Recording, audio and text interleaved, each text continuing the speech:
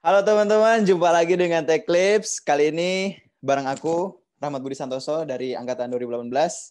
Pada Tech Clips kali ini kita kedatangan narasumber keren nih. Jadi udah sama-sama bareng kita di sini di ruangan Zoom. Jadi Tech Clips pada edisi kali ini kita dengan sistem online karena berhubung pandemi. Jadi kita dengan sistem online, kita akan mengulik narasumber yang luar biasa ini. Jadi beliau ini orangnya luar biasa banget. Pernah menjuarai lomba di tahun kemarin, tepatnya di tahun 2019. Dia juga sekarang menjabat jadi ketua salah satu organisasi di TES. Nah, penasaran kan? Ya udah, ayo mari kita kenalan dulu sama mas-masnya nih. Monggo Mas, perkenalan Mas. Ya, halo. Nama aku Azam Jatul Haq, biasa dipanggil Azam. Informatika 2017 atau C21. Saat ini selain kuliah juga sedang menjadi ketua umum Jamaah Masjid Manarul Ilmi, lembaga dakwah kampus yang ada di ITS. Mungkin itu aja. Nanti kita bisa ngobrol lebih panjang lagi. Oke, luar biasa kan ya. Nah, sebelum kita mengulik lebih dalam lagi nih, aku mau nanya, Mas, kabarnya gimana nih? Kesibukan sekarang lagi ngapain aja? Terus berhubung ini di rumah aja nih, selama pandemi udah ngapain aja nih kegiatannya? Selama pandemi ya, pertama kabar alhamdulillah baik. Terus kesibukan karena semester ini aku ngambil tugas akhir ya, kesibukannya tugas akhir. Terus juga kebetulan kan juga fast track juga, jadi mulai mengikuti kuliah-kuliah S2 dan S1 masih agak ya gitulah, emang ada perbedaan kayak gitu. Terus mungkin sama kesibukan lagi ini bantuin risetnya, jadi asisten risetnya Profesor Yarnarto untuk ngembangin elektronik NUS buat apa namanya itu yang buat COVID-19 ini gitu. Itu aja sih kesibukannya ya saat ini. Wah, produktif banget nggak tuh guys? Nah, langsung aja kita lanjut ke pengulikan tentang Mas Azam nih.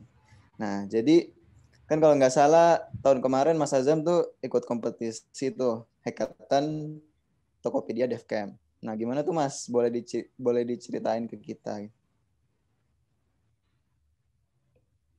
Oke, jadi untuk Tokopedia DevCamp ya. Jadi Tokopedia DevCamp adalah sebuah acara yang diadain oleh Tokopedia. Pertama kali itu diadakan pada tahun 2018. 2018 kemudian 2019. Jadi untuk yang tahun 2019 kemarin itu sebenarnya salah satu syaratnya adalah untuk angkatan 2016. Jadi kan ketika 2019 angkatan 2016 kan udah tahun ketiga ya, mau naik tahun keempat, yang mana biasanya tahun keempat itu banyak skripsi. Nah, Tokopedia itu pengen bagi teman-teman yang udah tahun ketiga naik ke tahun keempat itu ayo ikut Tokopedia DevCamp untuk selama seminggu kita dilatih, kita dikasih workshop tentang teknologi yang dipakai oleh Tokopedia. Dan di akhir acaranya ada lomba hackathon selama 17 jam kalau nggak salah. Kita disuruh buat inovasi yang berhubungan dengan e-commerce-nya Tokopedia. Jadi apa nih yang bisa dikembangkan dari Tokopedia kayak gitu. Terus ya udah habis lomba terus pengumuman kayak gitu. Nah, tadi kan Mas Azam nyinggung kalau kompetisi itu tuh dikhususkan buat mahasiswa tahun ketiga. Nah, Mas Azam sendiri kan tahun kedua ya berarti waktu itu. Waktu ngikutin Nana. Jadi Ya, lebih spesifiknya tuh siapa aja sih orang yang boleh ngikutin kompetisi itu? Mungkin ada syarat skill atau pengalaman apa gitu, Mas? Kalau dari Tokopedia-nya itu tidak ada tulisan khusus harus skill apa gitu. Skill apapun bisa ikut asal lolos seleksinya aja kayak gitu. Jadi kemarin itu sebenarnya kan aku tahu itu buat 16 ya. Aku 17. Sebenarnya nggak mau daftar awalnya, cuman kenapa nggak coba dulu gitu kan? Coba aja dulu gitu kan. Kalaupun nggak lolos, oh ya udah. Tapi kalau lolos, ya kan siapa tahu ternyata lolos. Jadi mungkin aku mau cerita tentang step-step seleksinya aja kali ya. Jadi pertama kamu daftar, biasa daftar ngisi nama, asal kampus, email dan sebagainya. Nah, nanti dari situ kamu akan dikasih link ke HackRank kalau nggak salah waktu itu. Kita ujian CP, kode apa? Competitive programming kayak gitu untuk algoritma. Jadi dikasih soal-soal kayak Dasprok sama Strukdat kalau teman-teman masih ingat.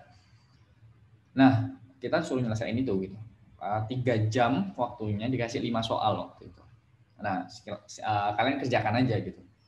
Waktu itu aku kebetulan selesainya itu cuma 1 soal selesai, sama yang soal kedua itu nggak sampai 100%. Kan biasanya kalau kita ngumpulin di SPOJ kan ada yang benernya cuma berapa persen gitu kan. Test case yang lolos beberapa aja gitu, nggak sampai 100%.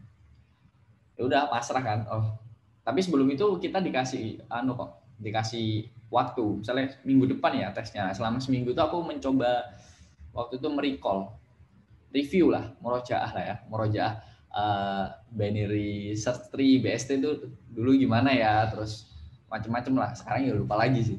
Makanya nanti ketika mau daftar itu kode interview itu penting sih. Nah, ternyata lolos kan. Habis lolos itu nanti ada tes lagi, tes psikotes sama kepribadian, tapi online.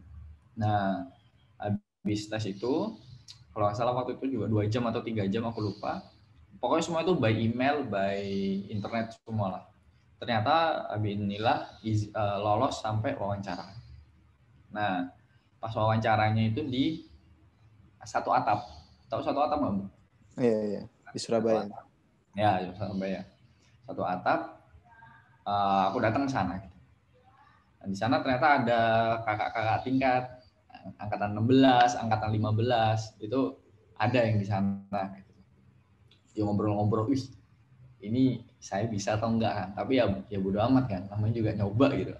Nah, sebenarnya di situ ada 2 wawancara, yakni user interview sama HR interview. Kalau HR interview itu lebih ke coba ceritakan pengalaman paling menurutmu yang paling berharga selama kamu kuliah atau mungkin pas SMA. Apa sih menurutmu pengalaman yang wow gitu, pengalaman yang menurutmu pengalaman yang hebat gitu. Terus menurutmu achievement yang terbesar yang pernah kamu dapat apa sih? Terus kamu tuh kalau kerja itu gimana orangnya? Terus kalau kamu ceritakan apa ya, kayak macam-macam kayak gitulah. Pengen tahu sebenarnya kita tuh orang yang kayak gimana. Terus juga sebenarnya ekspektasimu dalam mengikuti program Tokopedia ini apa? HR, habis ada yang user interview dulu baru HR, ada yang HR dulu baru user interview, biar paralel gitu. Jadi biar cepat selesainya kan. Ya habis aku HR, aku user interview. Waktu yang user interview itu waktu itu aku dapat dia itu ya di Tokopedia, alumni Stikom Surabaya. Waktu ngobrol-ngobrol ditanyain, coba apa waktu itu binary search tree kalau nggak salah, coba jelaskan kepada saya algoritma binary search tree gitu kalau nggak salah, aku lupa. Ya udah dikasih kertas sama pensil, dikasih waktu 1 menit buat coret-coretan. Habis itu 1 menit 2 menit ya, sekitar segitu untuk menjelaskan ke masnya, ini mas binary search tree itu ini algoritmanya kayak gini. Kalau misalnya kamu dapat insertion short misalnya, ya udah jelasin binary short kayak gitu jelasin. Makanya penting banget ketika kuliah, mesti teman-teman ingatlah, kalian itu disuruh coba ketika praktikum misal jelaskan binary search tree. Kalau kalian asal kopas kode, wah susah gitu karena nggak paham. Makanya Dasprok sama Strukdat itu juga kenapa kok ditaruh depan, karena memang itu apa ya, itu kayak dasarnya gitu. Ya memang nggak benar-benar dipakai, tapi untuk melatih jalan berpikir itu kepakai. Nah setelah dari situ terus kebetulan setelahnya aku diminta untuk coba kamu buat desain database untuk aplikasi absensi online katanya waktu itu. Nah ya udah aku buatin gitu. Nah, kebetulan semenjak November 2018 itu aku bantuin Pak Dwi buat absensi online informatika. Jadi ya aku kan tahu gitu kan database-nya kayak gimana, terus ketika orang absen itu ntar masuknya kemana, terus nyatetnya gimana gitu kan. Jadi ketika suruh buat aplikasi absensi online, wah alhamdulillah banget gitu kan. Kok yo pas gitu kan apa yang aku kerjakan selama ini sama yang ditanyakan. Ya udah lancar banget aku jelasinnya. Oh gini mas. Kebetulan saya juga pernah ngerjain yang di informatika itu sekarang database-nya kayak gini. Nah, tapi selama saya bantuin Pak Dwi atau bantuin dosen waktu itu aku ngomongnya, itu saya merasa ada yang kurang nih dari sistemnya Pak Dwi. Nah, makanya yang sekarang saya desainnya kayak gini biar kekurangan ini bisa saya tutupi kayak gitu. Jadi kita kasih improvement di situ. Ya udah habis itu ngobrol-ngobrol udah selesai itu interviewnya gitu. Terus gimana, mau ada yang ditanyain nggak? Terus aku tanya kan, Mas kalau boleh tahu Mas ini ya di Tokopedia jadi apa gitu kan. Oh ini jadi kalau masalah di bagian apa ya, pokoknya programmer senior apa gitu lupa. Sebelumnya dia kerja di Thailand. Jadi di Thailand dia itu kerja di perusahaan kayak OVO kan di Indonesia ya. Nah dia itu kayak buat OVO tapi di Thailand, yang beroperasi di sana terus balik lagi ke Indonesia gabung ke Tokopedia. Oh gitu Mas ya, cerita-cerita. Terus walam ternyata dari 1.700 peserta saya keterima gitu kan. Kan dipilih cuma 39 orang kan. Aku salah satunya dapat. Waktu itu langsung dibeliin tuh tiket ya kan, hotel di sampingnya Tokopedia Tower gitu. Itu satu hotel sama Om William CEO-nya kalau nggak salah, dia Pak punya apartemen yang paling tingkat atas lah gitu. Tapi emang nyaman banget sih, maksudnya acara yang menurutku paling mewah lah kayak gitu. Paling mewah, puas lah sama jamuannya, sama kualitas kamarnya, kualitas di sana pun teman-teman nggak perlu takut gitu. Misal laptopnya kentang gitu kan ya, di sana hampir semua orang dipinjemin MacBook Pro-nya Tokopedia kan gitu kan. Kalau jadi programmer sana kan dikasih laptop.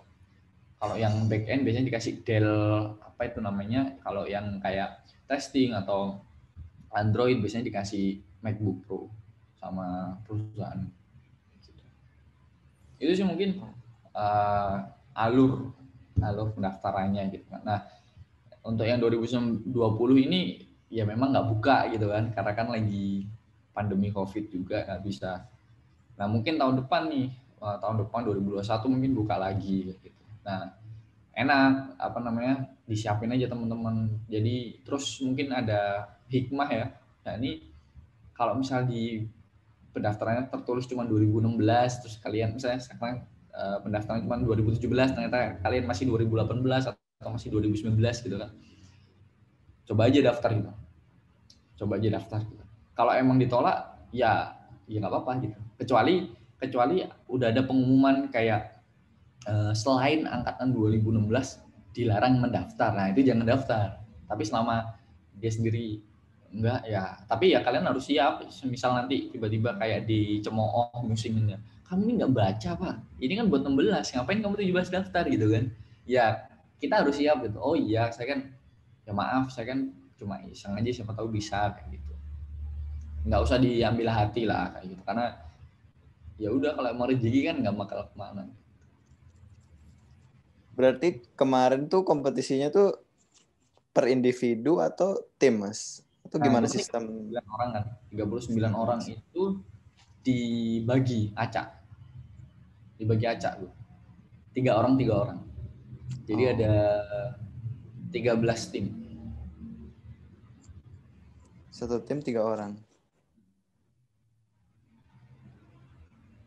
Banyak Itu waktu kompetisi itu kelompoknya Mas Azam buat aplikasi atau program tentang apa tuh? Oh itu ya, apa namanya? Presensi itu, presensi online. Apa beda lagi? Ada hubungannya sama Tokopedia-nya dong. Berarti buat apa lagi, Mas? Waktu itu temanku yang dari UGM ngusulin, waktu itu kan kita apa ya, kayak dikasih waktu untuk 17 jam itu untuk ide, untuk buat kuesioner dan sebagainya kan. Nah, kita punya ide bahwa seniman-seniman di Indonesia itu kurang dihargai. Jadi si teman UGM ku itu karena dia anak Jogja, ada Institut Seni Indonesia ya kalau nggak salah di situ, di ISI itu, di ISI Jogja itu. Dia seniman-seniman, lukisan-lukisan, buat patung atau apa itu kayak kurang dihargai gitu loh kalau di Indonesia. Para seniman itu agak susah menjual karyanya. Makanya kan orang-orang pada sekarang kan stereotip kamu jadi seniman mau kerja apa kan kayak gitu. Kamu kuliah seniman itu loh, kerja apa gitu. Padahal kalau di luar negeri seniman kan di apa ya, ya dihormati lah ya, bisa mendapatkan hidup yang cukup layak lah ya. Ya kayak kalau di Indonesia kan masih kurang. Terus seniman-seniman yang di waktu itu di Indonesia kita studi literatur juga, kita lihat di berita, kita lihat di ya kebanyakan di internet ya, di berita, di apa websitenya pemerintah, di websitenya para galeri-galeri seni gitu kan. Nah, orang-orang yang punya seni itu kalau pengen masuk galeri itu kan susah. Udah apa namanya? Apa ya? Biar bisa masuk galeri itu susah. Terus bagi para penikmat seni yang suka beli lukisan, beli apa, masuk galeri itu takut. Kenapa? Kan belum tahu harganya berapa, Bud, dan biasanya terkesan mahal gitu. Jadinya kayak seni itu hanya milik golongan-golongan tertentu gitu, elit-elit tertentu gitu. Bahkan padahal ya nggak semua orang punya uang yang sama kan, tapi kan kalau seni kan, nah kita pengen mendemokratisasi itu gitu. Jadi siapapun bisa, jadi kita buat namanya Artpedia, simple sih. Kita jadi kayak kan kalau Tokopedia kan kamu punya lapak, kamu jualan barang gitu kan. Nah kalau Artpedia kamu seorang seniman, kamu buat karya, ya kan, buat karya, terus dijual lewat situ. Kamu bisa jual karyanya, kamu juga bisa jual jasa. Nah, yang lebih asik lagi, karyamu itu ada sentuhan artificial intelligence-nya. Ini dikerjakan sama temen timku yang ITB. Jadi misal nih, kita ada lukisan, kayak Mona Lisa misal. Nah, orang itu tinggal nge-scan lukisan itu. Misalnya ketemu di mana gitu kan, di pameran apa gitu kan, tinggal di-scan aja. Terus habis itu langsung muncul, misalnya yang ngelukis Mona Lisa itu aku gitu. Oh, seniman ini yang ngelukis seniman ini gitu. Paham nggak? Jadi ketika harapannya orang-orang misalkan kadang lukisan kita nggak tahu ya, ini lukisan siapa? Apakah ini lukisan tahu autentikasi lukisan itu dari mana? Kan nggak tahu. Bisa diakui. Misalnya kayak lukisan yang di belakangmu itu lukisan siapa? Nggak tahu kan yang apa, menara Paris itu. Nah, dengan artificial intelligence pakai image recognition ya. Nah, semua lukisan karya yang ada di database Artpedia itu sebelum masuk kan kita kurasi, ya kan? Ini beneran tahu punyamu, silahkan buat surat pernyataan dan sebagainya. Jadi ketika orang men-scan sebuah gambar nanti langsung muncul di lewat websitenya Artpedia, oh ini tuh lukisannya ini kayak gitu. Jadi keunggulannya para seniman itu nggak akan kehilangan copyright dari seninya gitu. Itu juga masuk ke sistemnya kita gitu. Jadi kita melindungi hak ciptanya mereka. Karena seringkali di Indonesia ini budaya membajak itu luar biasa gitu. Terelie, penulis yang paling bagus ya, mesti paling sering dibajak ya, sampai bosan kan. Ini kenapa sih kok nggak ada yang bisa menindaklanjuti bajakan gitu? Itu tulisan. Tulisan kan ya gampang lah ya ketahuannya tulisan, karena kan harus ada apa namanya, ya kali penulisnya diganti namanya kan nggak bisa. Tapi kalau lukisan, ya kan, lukisan patung kan nggak tahu gitu itu punya siapa, kayak gitu sih. Dan alhamdulillah kemarin idenya dirasa bisa inovasi ya, bisa menciptakan pasar baru ya kan, buat teman-teman yang suka seni dan ngasih penghidupan yang baru yang seni, untuk teman-teman seni juga. Alhamdulillah dapat juara 1 waktu itu. Oh, alhamdulillah. Nah, tadi kan Mas sudah cerita tentang proses apa ya? Proses berjalannya kompetisi. Nah, sebelum masuk ke akhir, itu waktu sebelum ikut kompetisi itu awal mulanya itu Mas taunya gimana? Maksudnya dalam apa ya? Sebelum ikut kompetisi itu taunya dari mana gitu, Mas? Latar belakang. Lo tahu Tokopedia Devcam-nya? Iya. Dari Instagram sih. Dari Instagram. Jadi ada cutting dari DKV angkatan 2016. Kan Tokopedia ngebuat pengumuman gitu kan di Instagramnya, kita ngadain Tokopedia Devcam kan 2019 gitu kan. Kamu yang punya programmer lalala silakan ikut gitu kan. Nah, temanku yang di kafe ini nge-tag aku, Azam Jiul kan, kata Azam Jiul, ikut ini gitu kan. Kan muncul dong di notif.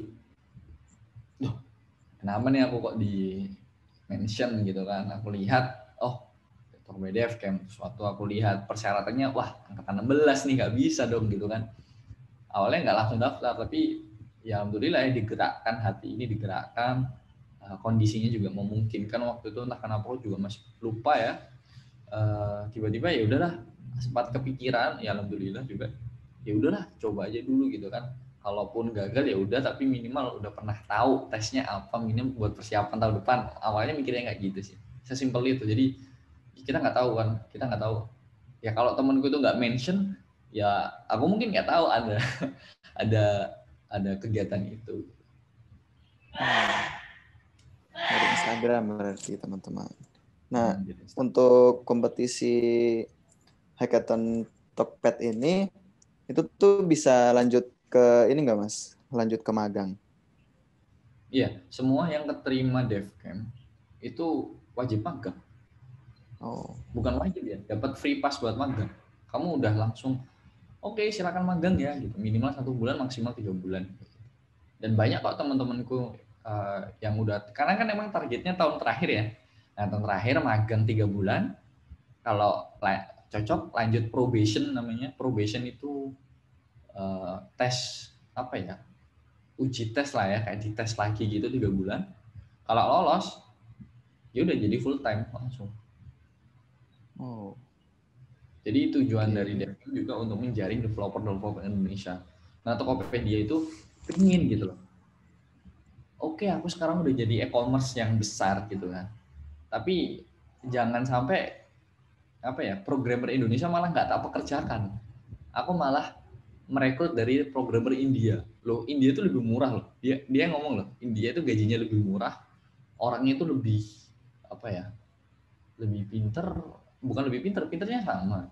Cuman lebih apa ya? Lebih mau dibayar murah gitu loh orang India itu. Tokopedia punya kantor di India itu punya. Tapi dia sebisa mungkin ya kita tetap ingin apa ya, developer Indonesia itu juga harus berkembang gitu sih. Kalau yang apa, semangatnya mereka kayak gitu. Jadi dia kan sekarang kalau waktu 2019 kemarin kan dia 4.000 karyawannya. Udah 4.000 gitu. Dan programmernya udah 900. Itu Agustus 2019 waktu aku ikut program. Sedangkan pas Januari 2019 programnya itu baru 200 kalau nggak salah. Jadi dari Januari ke Agustus programmernya itu nambah 700 orang. Itu kan Januari Agustus itu berarti 7 bulan ya. Dalam 7 bulan itu karyawannya nambah 700 gitu. Dan sekarang di pandemi sekarang pun dia masih rekrut kan. Gitu loh. Masih ngerekrut. Gak tahu sekarangnya kayaknya udah 8.000 kali atau berapa. Dan itu juga dia ada yang di India kan. Beberapa vice presidennya kan orang India. Gitu. Oke, wow. Luar biasa banget ya, ini kompetisi yang sangat apa ya, punya manfaat besar dan kesempatannya juga besar. Atau tahun pertama bisa mempersiapkan hal-hal untuk ngikutin kompetisi ini gitu. Nah, selanjutnya nih kira-kira kesan apa sih yang Mas dapat gitu, atau hal penting apa sih yang bisa diambil dari Mas mengikuti kompetisi itu? Di atas langit masih ada langit. Dan masih lagi ada langit dan ada langit lagi. Jadi kayak ketika kita merasa cukup belajar, maksudnya mungkin kalau di ITS yang paling banyak informatika apa sih? Proyekan ya, proyekan dosen kali ya, pakai PHP gitu kan ya, PHP. Terus dikit aku melihat anak informatika, mungkin angkatanku, mungkin beberapa orang itu yang ambis. Ambisnya kita kalau dibandingin teman-teman yang di UGM, ITB, UI, jauh cuy. Ambis di kita tuh kayak sesuatu yang negatif. Padahal menurutku ambis di hal yang penting itu tuh hal yang untuk meningkatkan diri kita itu penting banget gitu. Dan aku juga suka nih sama teman-teman 18 sama 19. Kemarin aku juga dapat kesempatan untuk ngisi sharing di web HMTC juga. Ada anak 19 atau 18 gitu udah belajar React ya kan. Iya Mas, saya kemarin magang apa namanya? Udah belajar React dan sebagainya. Untuk zaman sekarang ya, ke depan itu paling menurutku ya PHP kalau mau ke kerjaan yang gede-gede itu PHP udah nggak kepakai gitu. Kayak lebih ke Node.js atau Golang atau Python, terus front end-nya pakai React. Kalau nggak React ya Vue, tapi lebih banyak yang pakai React. Kalau di Tokopedia sendiri gitu, kalau di webnya itu React sama Golang. Atau nggak gitu Android, Kotlin, atau apa yang native ya, Kotlin atau yang native, atau Swift, kayak gitu. Jadi apa ya, kayak, dan aku merasa kuliah itu apa ya, kurang banget, kurang. Jadi kayak harusnya udah memastikan gitu, kamu mau jadi web atau jadi Android atau jadi machine learning gitu kan. Karena persaingan di luar itu wah gila.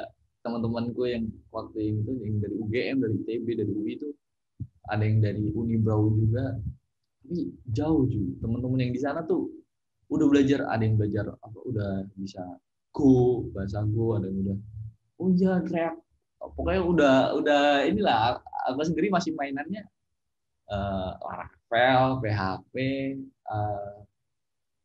HTML gitu doang, CSS, JS itu doang kan. Android belum pernah megang, masih belum benar-benar project yang Android, atau misal Golang juga belum, JS belum. Jadi kayak aku merasa wah banyak banget hal yang belum aku pelajari gitu. Dan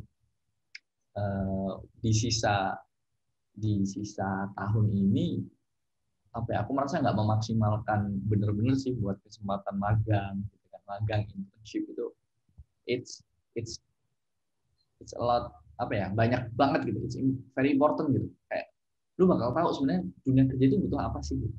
Kalau kita mainnya cuma di Surabaya aja, dan perusahaan-perusahaan kecil-kecil aja, paling mainnya PHP cukup.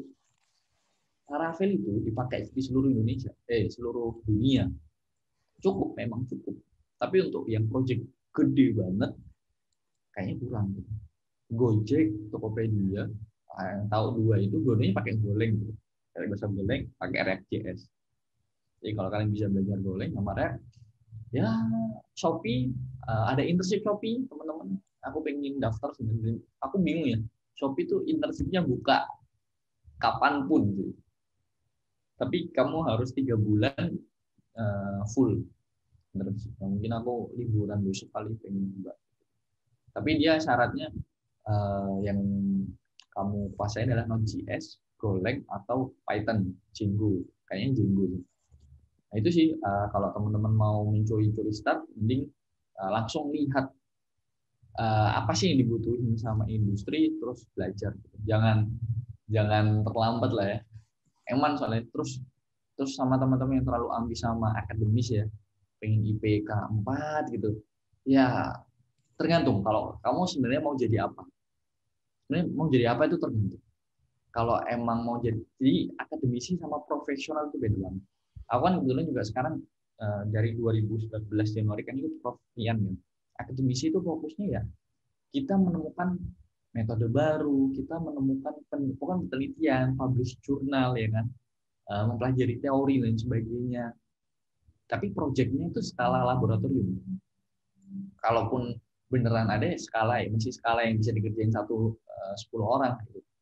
Tapi kalau udah profesional, kamu akan bekerja dengan kalau misalnya di Tokopedia kamu akan bekerja dengan 4.000 orang lainnya. Yang mana tuh mesti beda gitu.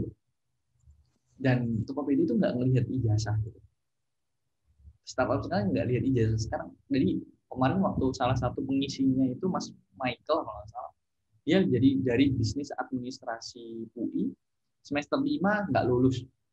Tapi sekarang dia jadi senior programmer iOS di sana. Jadi dia bisnis administrasi, terus dia ternyata suka ngoding, dia udah ditinggal kuliahnya. Dan it's okay gitu. Nggak ngelihat itu. Dan ketika misalnya dari Tokopedia dia mau pindah, orang itu nggak lihat itunya, tapi lihat kemarin dia dari Tokopedia ya. Gitu. Itu dunia profesional. Makanya penting banget buat teman-teman memastikan kamu mau jadi entrepreneur, profesional, akademisi, atau ASN, atau mungkin NGO. Itu menurutku penting banget. Penting banget. Dan kalau udah selain menentukan juga kalian harus kerja keras untuk mewujudkannya gitu. Karena jalan ke sana tuh beda-beda. Kalau kamu memang pengen jadi dosen ya persiapkan beasiswa S2 di luar negeri, ya kan S3 di luar negeri, balik ke sini. Aku kemarin sempat dapat info juga ada salah satu perguruan tinggi di Indonesia lagi nyari dosen-dosen S3 gitu kan. Lumayan, aku lihat gajinya 20 sampai 30 juta per bulan gitu. Dosen S3 ya. Tapi aku nggak tahu sebenarnya dosen itu gajinya berapa, aku juga nggak tahu. Kan ya, kalau itu kamu suka riset ya silahkan. Jadilah S3 terus daftar dosen. Nah, kalau teman-teman mau yang profesional ya udah banyakin nggak cuma project gitu. Tapi ya kerja di kantor gitu. Karena kebanyakan kita kan project ya. Menurutku masih project itu masih ya oke gitu loh buat ngelatih oke. Tapi kalau ada kesempatan untuk internship, why not gitu kan? Atau mungkin freelancer. Kalau freelancer kan kita belajar sendiri. Kalau internship kan kita ada mentoring, ada mentornya. Kita bingung bisa tanya gitu. Kalau kayak project ya mau nggak mau kita harus bisa gitu loh. Nggak ada mentoringnya. Itu sih insight yang menurutku sampai sekarang pun aku masih berusaha. Sampai sekarang aku pun belajar gitu kan. React.js ini gimana gitu kan. React.js, terus Node.js. Kemarin aku nyoba Django, cuman kayaknya nggak cocok. Aku lebih suka Node.js kayaknya. Sama pengen Golang gitu. Gimana sih Golang gitu? Karena ke depan Python itu kayaknya mau diganti sama Golang. Jadi ntar AI machine learning nggak pakai Python lagi, tapi pakai Golang kayak gitu. Nah, tadi kita udah dengerin apa ya? Sisi Mas Azam dari keinformatikaan gitu. Nah, tapi di lain sisi dengar-dengar Mas Azam nih sekarang lagi menjabat sebagai ketua JMMI.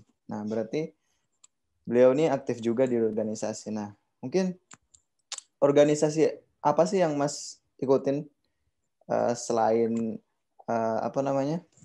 Selain dari sisi keinformatikaannya sampean gitu, Mas. Oke. Aku tahun pertama ikut JMMI, ikut LDJ, KMI, Keluarga Muslim Informatika, sama RDK, Ramadan di kampus. Entah kenapa ya, aku mencari apa ya, di lab atau di informatika itu aku merasa jenuh gitu. Karena isinya kayak kerjaan doang gitu. Kayak sisi-sisi religiusnya saya merasa kurang gitu. Tapi kalau dari sisi keduniawiannya saya sangat berlebihan gitu, sangat puas gitu. Di lab itu belajar enak lah. Tapi ya saya merasa kayak kurang. Ya udah tahun pertama itu. Tahun kedua alhamdulillah ditunjuk jadi SC RDK.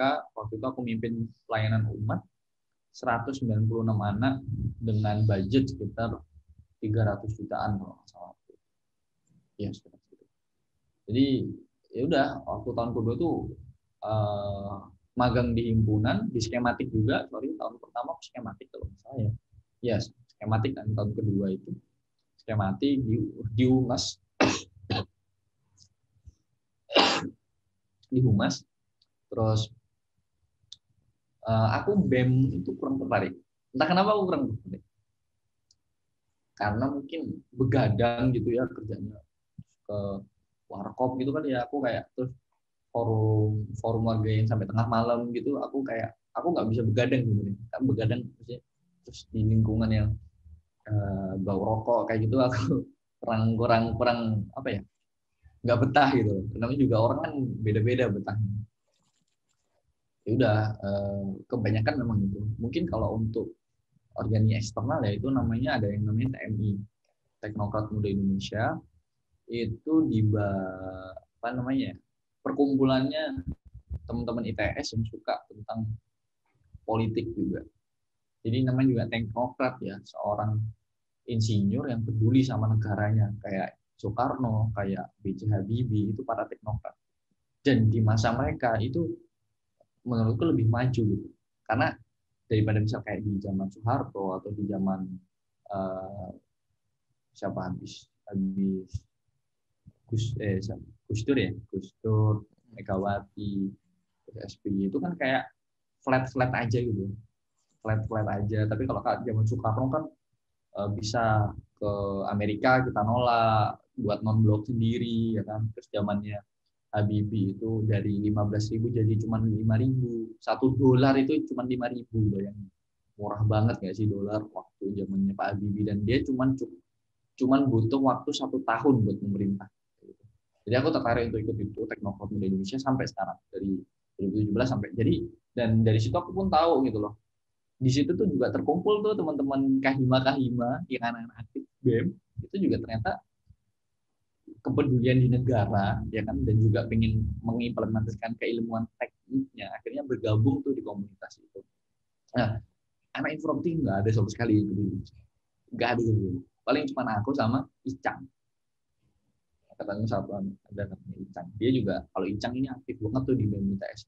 Demo KPK dulu dia ikut gitu kan. Kalau aku kan ya nyumbang lah, dari proyek kan nyumbang lah ya, nyumbang duit lah, nggak bisa turun langsung gitu. Ya, kayak gitu sih. Mungkin aku aktifnya di TMI sama organisasi keagamaan. Nah, pas di JMM itu kenapa sih Mas punya keinginan untuk nyalonin diri jadi ketua, atau mungkin mekanismenya beda atau seperti apa gitu Mas? Bisa Nggak ada. diceritain? Ya, kalau di JMM itu nggak ada tuh yang caranya. Jadi kita pertama dipilih jadi kayak formatur gitu. Kamu mau nggak jadi formatur? Jadi formatur itu kita dikasih kesempatan untuk formatur ini.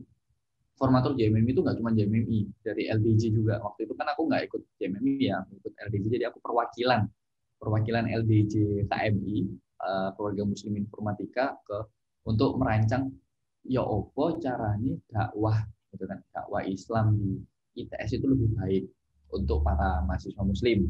Karena kan memang kita kan TPKI ya, punya TPKI, ya udah kita fokus aja ke mahasiswa Muslimnya ini gimana biar jadi Muslim yang baik. Kalau teman-teman muslimah itu disuruhnya pakai kerudung, gimana sih biar mereka jadinya mau pakai kerudung tanpa paksaan.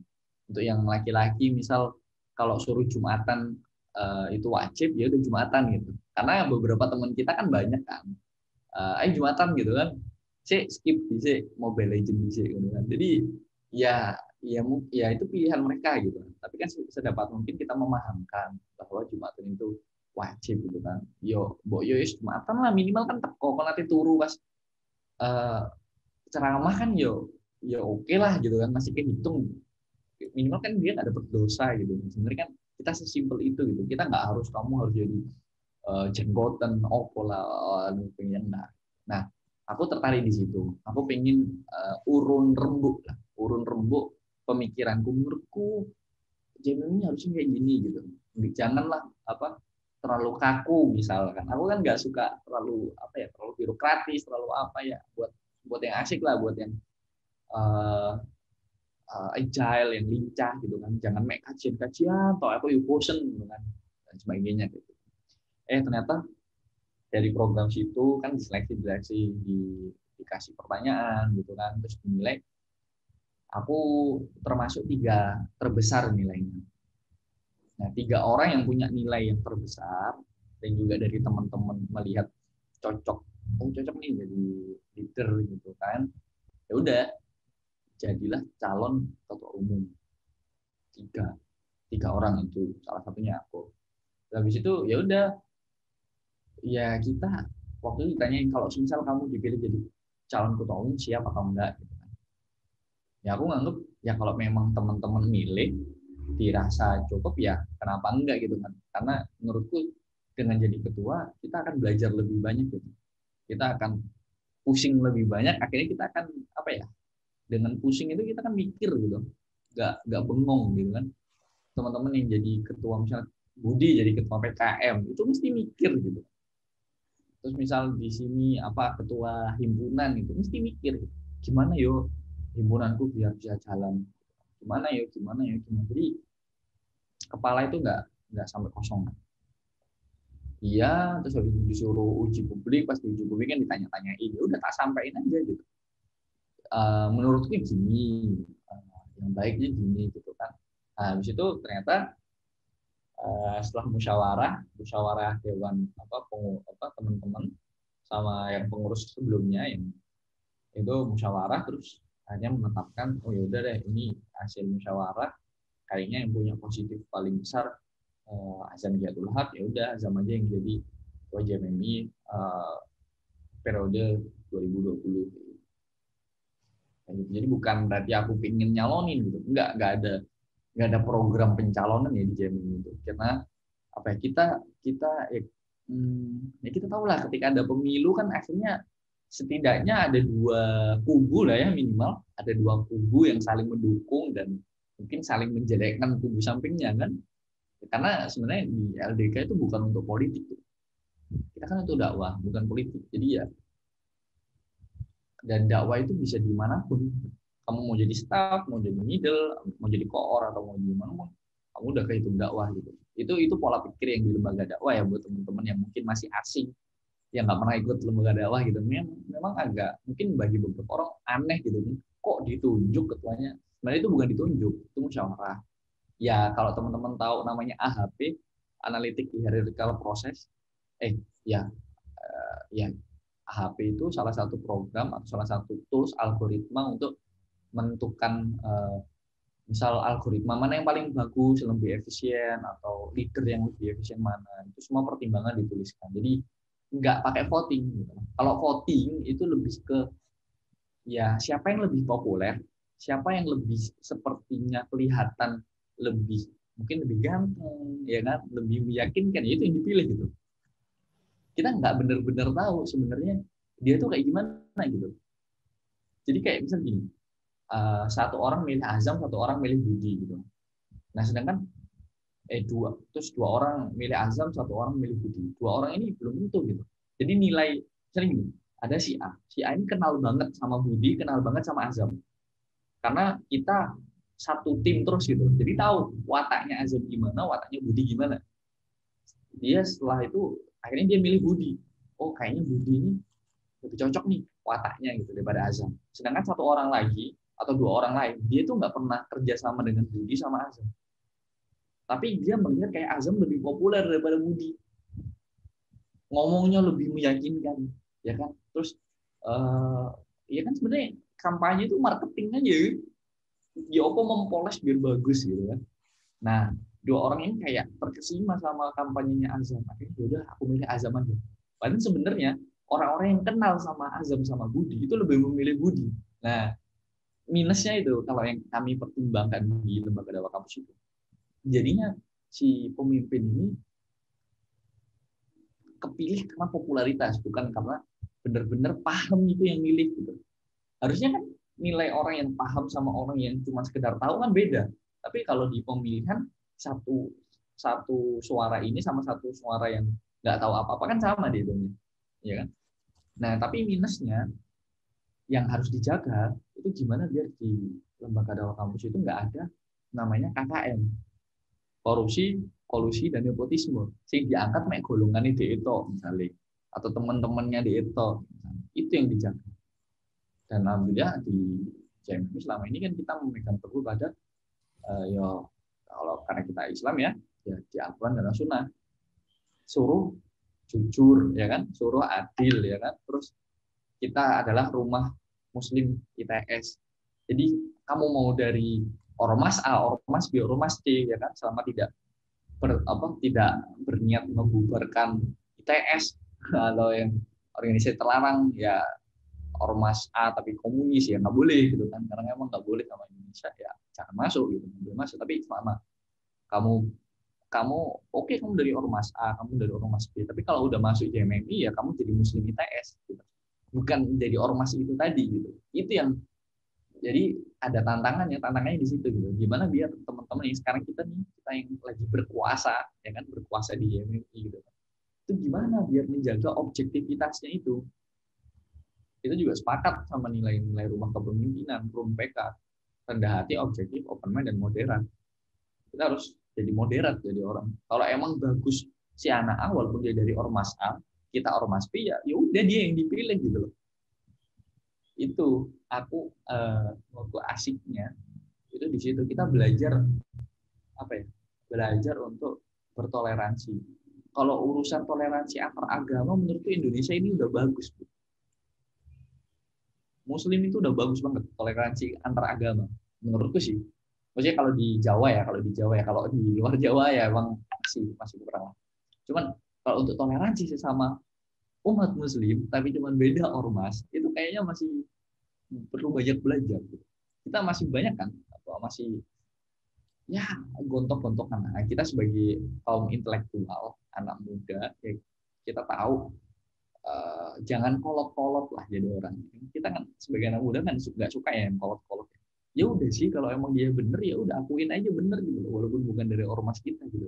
Kita sebagai milenial harusnya bisa lebih objektif dan moderat di situ. Gitu. Nah, itu sih mungkin cerita kenapa kok tiba-tiba kok bisa jadi ketua umum CMMI gitu. Aku nggak pakai kampanye, aku nggak pakai pendaftaran kayak gitu. Kayak gitu. Oke, tadi Mas Azam udah luar biasa banget ya pengetahuan tentang keorganisasian. Dia ngasih insight ke kita bahwa ya kita sebagai kaum intelek tuh harusnya apa ya, bisa berpikir tadi RUMPK, bisa objektif dan moderat dan lain-lain, sehingga nantinya tercipta kolaborasi gitu ya, bisa tercipta kolaborasi dan akhirnya kita bisa mencapai tujuan bersama-sama gitu. Nah selanjutnya nih, tadi kan Mas Azam udah nyeritain semua pengalaman dari mulai ikut hackathon, terus pengalaman organisasi di JMMI, dan kegiatan ataupun kesibukannya selama kuliah. Nah, selanjutnya nih boleh minta tipsnya nggak Mas buat teman-teman yang mau ikut lomba atau organisasi atau proyekan, tapi mereka tuh masih takut buat mulai gitu Mas. Mungkin bisa dikasih wejangan ya Mas.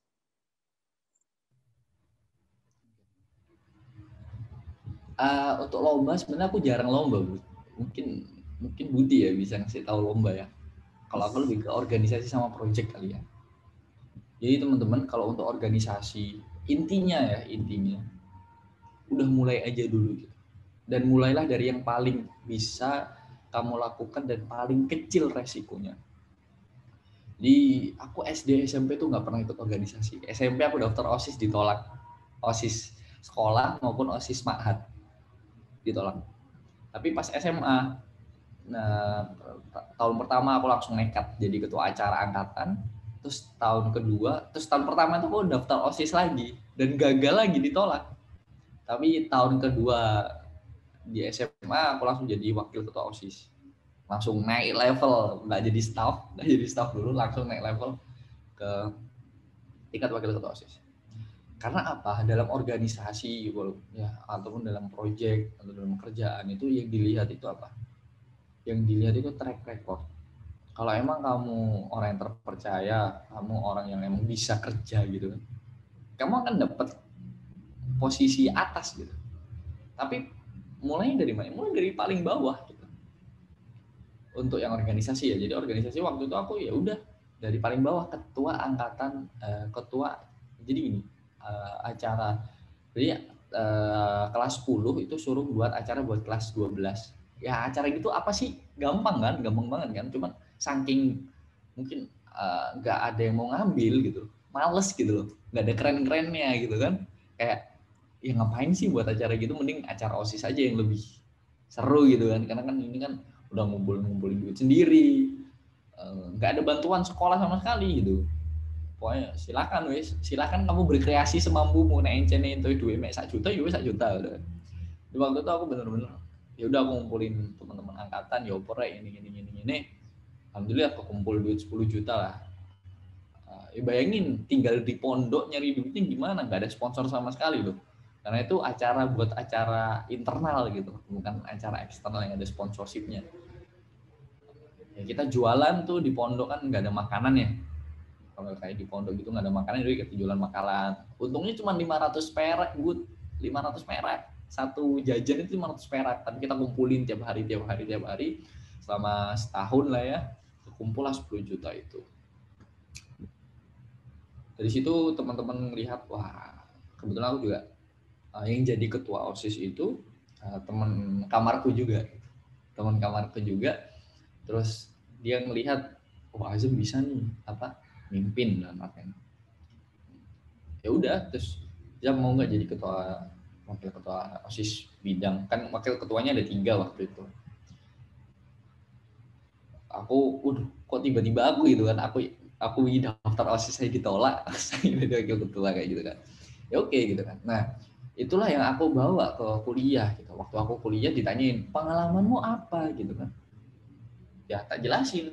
Aku jadi wakil ketua OSIS, aku juga jadi ketua acara bakti sosial, gedenya 300 juta anak SMA, terus kelas 10 aku megang acara 10 juta gitu. Jadi aku kasih tahu track record, terus ya dalam nyari duit 300 juta itu 10 juta aja pusing ya. Yang acara selanjutnya itu kita nyari duit 300 juta buat apa? Buat dibagi-bagiin cuy. 300 juta kita beli beras 2 ton waktu itu, 2000 kilo. Kita bagi itu per kilo kalau nggak salah, aku lupa. 4 ton ya? 4 ton tapi tiap orang dapat 2 kilo itu kita bagi sembako gitu. Padahal nih nggak ada bencana, nggak ada apa. Tapi emang di SMA aku ada kayak gitu. Tiap tahun kita ngadain baksos. Ya udah baksos. Dan aku lebih suka gitu karena aku pusing-pusing nyari duitnya nggak habis buat konser, tapi habis buat ngasih orang yang emang rumah. Ketika kan kita survei kan penerimanya siapa, rumahnya kayak gimana. Ya itu di waktu itu di Tangerang Selatan ya, di Tangsel itu masih kalau Jakarta kan udah kota banget ya, Tangsel itu masih kayak kampung gitu loh, masih kampung banget. Dan itu Bogor apa Tangsel ya, udah masuknya perbatasan lah. Nama desanya itu Rawakalong, desa Rawakalong. Ketemu kadesnya mobilnya banyak, tapi masyarakatnya aku lihat jalannya itu juga masih belum aspalan, terus ya kayak gitulah, model-model kayak gitu. Nah ya udah gitu, aku ceritain susahnya nyari uang 300, terus alhamdulillah dapat dan sebagainya. Itu kan itulah nilai plus yang saya miliki untuk experience yang udah tak jalani. Apakah itu mudah? Tentu saja enggak gitu. Selama setahun menjabat wakil ketua OSIS pusing nih. Yo, belajar di SMA aku nilai 45 itu udah biasa gitu. Dari matematika dari 120 anak yang enggak remet itu paling cuma 6 orang gitu. Yang lainnya remet gitu. Saking susahnya itu soal. Jadi walaupun kita masih kelas 10, kelas 11, soalnya itu kayak SBM tuh nggak sih? Ngeselin nggak? Jadi soal SBM yang dipakai buat kelas soal ujian gitu. Pun kemarin aku SBM pun tetap kesulitan kan, yo ngeselin gitu kan. Ya, kayak gitulah. Jadi pusingnya di sini. Nah, waktu di SMA akhirnya udah terlatih ya. Oh ternyata dulu tuh cara ngatur orang kayak gini. Cara dulu waktu aku yang kelas 10 itu antar koorku tuh berantem kan. Biasanya aku koor cowok, wakil koor cewek, itu berantem cuy. Bingung gitu. Ki lanang wedok iso berantem ngono kan. Iki piye ngono kan, sing lanange pengen ngene, sing wedoke pengen ngene ngono, berantem. Nah, dari situ aku belajar mengelola, oh kalau orang itu kayak gini ya, menyelesaikannya kayak gini ya, cara pikirnya kayak gini ya. Dan itu nggak ada di pelajaran sekolah, itu hanya di organisasi.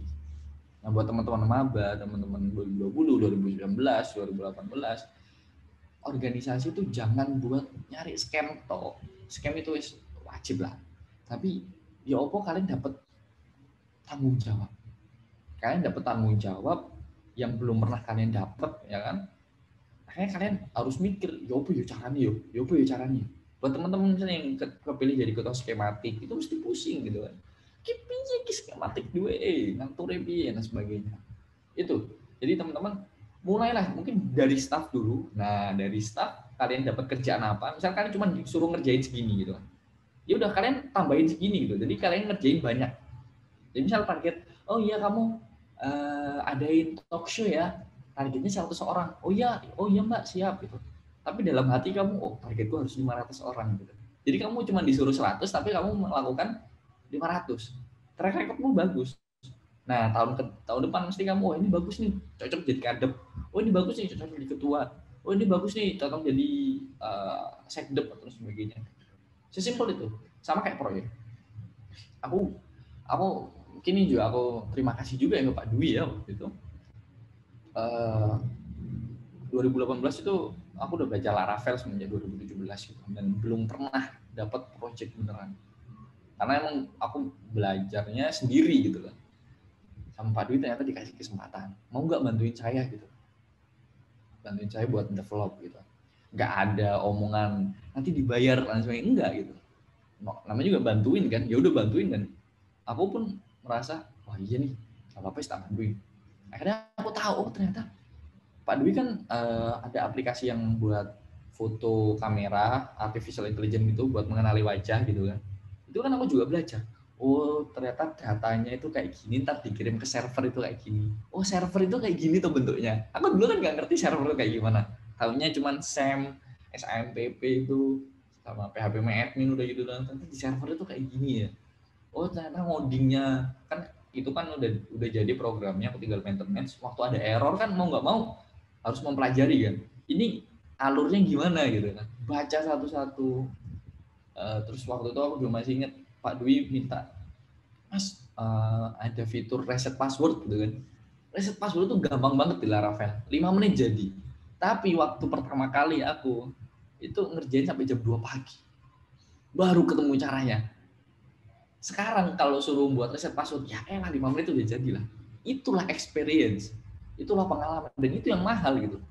Nah orang, kerjaan, itu nyari orang yang pengalaman dong, daripada orang yang nggak pengalaman. Ya kan?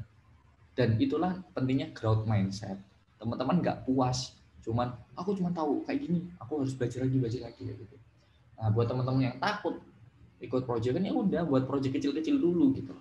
Tutorial itu habisin, itu tutorial di YouTube itu banyak banget, nggak ada alasan aduh aku pengen beli course mahal. Di YouTube tuh banyak banget, misalnya buat blog atau buat let's say buat e-commerce atau buat apa gitu. Terus misalnya ada lowongan, kalau aku kan lewat dosen ya, atau misalnya ada acara misal di jurusan lain gitu kan, kamu punya kenalan di sana, mau nggak misal tak buatin websitenya gratis wis. Gratis, kasih gratis, kamu jangan pikiran duit dulu gitu, tak bantu gratis. Terus mesti codinganmu bakal error cuy, pasti error. Pas dicoba, loh kok kayak gini, oh iya benar, tak benerin. Dia juga nggak mungkin marah-marah banget lah ya, kamu juga gratisan juga kan, tapi kamu punya punya tempat untuk eksperimen kayak gitu sih. Mungkin itu tipsku ya. Jadi ya udah mulai aja dulu gitu. Tapi mulai aja dulu, belajar dulu, bener-bener belajar. Kalau udah dirasa mampu buat project-project yang di tutorial, ya udah sekarang implementasi ke project beneran. Kalau nggak pernah nyoba teman-teman, percuma IP-mu 4. Oh, IP lo nggak dilihat gitu. IP ya minimal, bukan nggak dilihat berarti kamu bisa IP 1, ya. Ya minimal 3,5. Itu udah ya 3,5 ke atas lah, nggak harus 4 juga. Jadi 2,5 cukup lah. Terus perbanyak pengalaman. Aku kemarin aku daftar Siemens, Microsoft ditolak. Terus kemarin lagi aku daftar Siemens ditolak. Aku daftar Blibli ditolak. Daftar Traveloka ditolak. Kayak gitu. Jadi ya kalau kalian nggak pernah nyoba, ternyata skillku ternyata jadi jangan sampai jadi katak dalam tempurung gitu. Merasa wah aku udah bisa gini. Padahal sebenarnya level kita masih level segini gitu. Padahal sebenarnya ada level segini gitu. Ya itu sih mungkin kalau dari aku ya. Nah itu tadi tips dari Mas Azam terkait organisasi dan proyekan. Mungkin untuk lomba, mungkin aku bisa nambahin dikit sih tentang konsep. Jadi kalau lomba tuh lebih ke apa ya? Kita harus yakin kalau kita tuh punya strong atau apa ya, kekuatan gitu. Jadi konsep PDCA, plan, do, check, and act. Jadi kita bisa menganalisis kita punya kekuatan kayak gini, kita bisa ngembangin. Nah, setelah kita ikut lomba itu pasti jalan. Nah, pas udah jalan pasti itu ada banyak rintangan, dan kalau kita yakin dengan apa ya, dengan kekuatan kita tuh pasti rintangan itu insya Allah lah bisa apa ya, bisa terkondisikan gitu. Nah untuk lomba nih case khusus karena kita harus punya apa ya, kekuatan untuk yakin untuk tetap konsisten dan optimis gitu. Nah itu aku praktekin di PKM kemarin sih. Tadi disuruh Mas Azam nambahin lomba kan. Nah, terus kita lanjut deh ke apa ya? Ini deh ke gimana sih Mas cara ngatur waktu agar bisa nyimbangin antara kuliah, terus ikut kompetisi dan juga organisasi. Gimana sih cara manajemen waktu menurut Mas Azam? Aku paling nggak suka sama manajemen waktu ya. Karena kita nggak bisa ngatur waktu. Waktu ya udah 24 jam nggak bisa diapa-apain. Tapi yang bisa kita lakukan itu manajemen kesibukan. Kita pengen ngabisin waktu yang cuma 24 jam itu buat apa? Jadinya paling bagus itu tiap hari kamu punya checklist 3 lah atau 5 apa yang mau kamu kerjain dan jam berapa itu dikerjain. Udah sih simpel itu, dan semua jadwal masukin ke Google Calendar. Biar apa? Biar misal besok kita rapat ya, aku lihat di Google Calendar besok jam segini kosong nggak, kalau nggak ya sorry udah ada janjian yang lain gitu kan, udah ada jadwal belajar buat besoknya ujian, jadi kita nggak akan miss. Teman-teman yang susah ngatur waktu itu misalnya karena apa, dia nggak tahu gitu seminggu ke depan acara aku apa aja, dia nggak tahu, rata-rata kayak gitu Mas.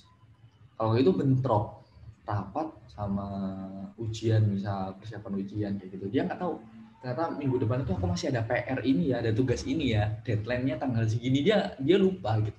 Kenapa lupa? Karena nggak dicatat, nggak dibuat reminder gitu. Jadi deadline gitu. Aku aja yang tak catat aja tugas hari Senin aja belum tak kerjain misalkan, karena emang jadwal aku ngerjainnya nanti malam sih, tak set ngerjainnya nanti malam. Sebenarnya harusnya dikerjainnya ya Senin malamnya langsung gitu. Jadi teman-teman pakai itu Google Calendar langsung. Oh, jam segini, tanggal segini. Kalau buat yang kuliah ya udah bisa kok Google Calendar kamu buat recurrence. Jadi setiap Senin jam 7 sampai jam 8 aku kuliah komputasi numerik misalnya, diulangi sebanyak 16 kali pertemuan. Ya udah ntar minggu-minggu selanjutnya kayak gitu. Jadi enak. Kita ngatur tinggal lihat Google Calendar, oh besok ada acara, agenda apa, terus hari ini aku mau ngerjain apa aja, targetnya apa aja. Misal, oh tugas aku hari ini pengen kayak ini TC Clips, terus tadi pagi aku ngirim pesanan lewat CNE, terus juga sebelum paginya lagi aku beresin proyek, kan proyek kan banyak fitur kan. Ya udah tak target tadi aku pengen ngerjain fitur A sama fitur B gitu. Ya udah, aku cuma ngerjain fitur A, fitur B, udah selesai ya udah, aku ngerjain yang lain. Itu sih tipsnya sebenarnya.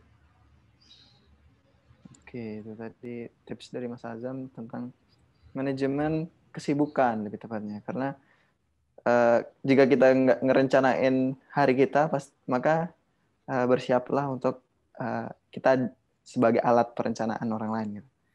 Nah, terus dari edisi Tech Tips kali ini nih, minta pesan terakhir dong dari Mas untuk teman-teman TC agar kalau misal mereka mau ngikutin kompetisi atau aktif organisasi atau proyekan atau aktivis atau wirausaha itu bisa tetap lancar kuliahnya gitu loh. Itu gimana sih Mas? Mungkin ada pesan dari Mas. Mungkin gini, kuliah itu kan kewajiban kita ya. Dan yang hal-hal lain itu hal-hal suplementer. Jadi selesaiin dulu. Kalau pengen lancar dua-duanya, kamu harus menyelesaikan yang utama dulu. Kalau di Islam itu selesaiin wajibnya dulu baru sunahnya. Wajibnya kita tuh belajar. Yus, kamu pas kelas fokus kelas. Ada tugas kerjain dulu tugas. Selesai itu semua, selesai tugasnya, kan kosong kan. Lebih cepat selesai lebih baik karena semakin cepat kosongnya. Nah, habis itu ya udah kamu organisasi kerjai, kompetisi kerjai, mulai aja dulu udah pokoknya. Terus ya mulai aja dulu gitu. Jadi beresin dulu yang wajib dulu gitu. Misalnya yang wajib ini kamu udah kelar, kamu kan nggak akan ada beban gitu loh. Kalau yang kayak organisasi, kompetisi gagal kan nggak masalah ya. Ya udah sih gagal ya udah gitu. Tapi kalau kamu akademisi kamu gagal, kamu ngulang, kamu molor kuliahnya, ya kan? Bayarmu tambah, nggak kasihan sama orang tua. Gitu. Jadi ya udah, kuliahmu kelarin dulu kuliahmu, tugas-tugasmu baru yang lain. Gitu. Terus buat teman-teman yang mau aktif, baik itu di lomba, di project ataupun di organisasi, teman-teman, informatika itu dibutuhkan di segala bidang. Kamu mau ikut lomba, ada kok mesti yang butuh programmer. Kamu mau ikut organisasi, bro, organisasi kita itu masih banyak yang websitenya jelek, yang nggak punya sistem informasi yang bagus, ya kan? Nah, kita sebagai anak informatika harusnya bisa di situ gitu. Kayak Teknokrat Muda ini, aku lagi ngedevelop webnya, ya sendiri, ya cuma satu orang yang ngoding, yang iso ngoding me aku tok. Tapi untuk konsep, untuk desain itu mereka. Jadi anak informatika itu kalau mau ikut, masuklah ke BEM, masuklah ke himpunan. Website himpunan ada nggak? Yang bagus dikit lah himpunan gitu kan. Kalian kan informatika gitu kan. Terus misalnya himpunan lain atau mungkin BMF bagusin tuh, BEM ITS lah websitenya bagusin, atau mungkin masuk JMMI bagusin tuh, atau masuk PMK bagusin websitenya, KMK bagusin websitenya gitu kan. Masuk ke ITS Expo gitu kan, atau masuk ke mana lagi, ini lo ITS, macam-macam organisasi yang bisa kalian masukin dan kalian menerapkan teknologi informasi di situ.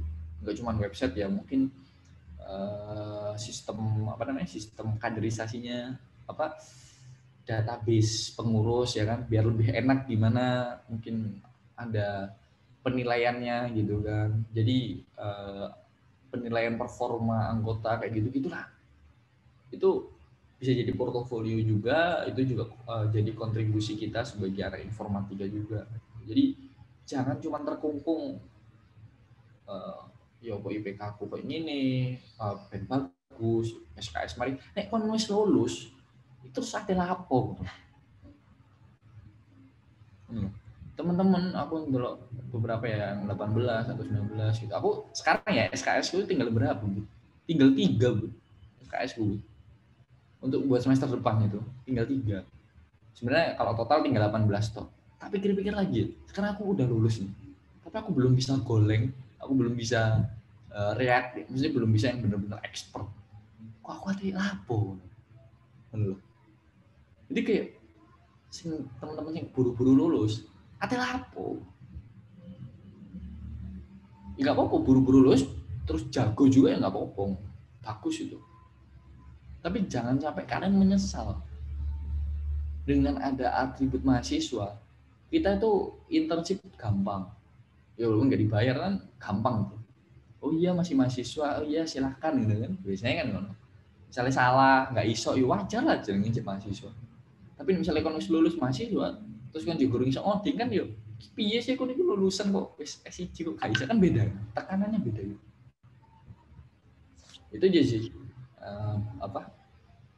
pesan buat teman-teman informatika, coba aja dulu maksimalkan informatika itu bisa berkhidmat dimanapun, terus ya kalian bisa berkreasi dimanapun kapanpun lah ya.